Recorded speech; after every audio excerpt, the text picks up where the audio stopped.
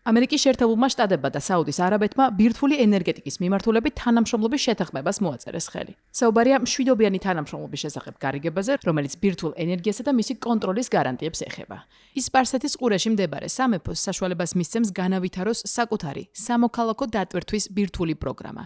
თავის მხრივ კი ამერიკულ კომპანიებს მისცემს საშუალებას საუდის არაბეთში ბირთვული ენერგიის მიმართულებით არსებულ პროგრამებზე ჰქონდეს წვდომა. საკითხის სენსიტიურობიდან გამომდინარე შეთანხმების სრულფასოვანი ტექსტი საჯარო არ არის, თუმცა ამერიკულ მედიას თუ დავეყრდნობით შესაძლოა ამ პროცესმა სამომავალ ტელერიადს ახალი ტექნოლოგიებით ურანის გამდიდრების საშუალებაც კი მისცეს და ამ გზით ახლო აღმოსავლეთში ახალ პროვოკაციებს უბიძგოს.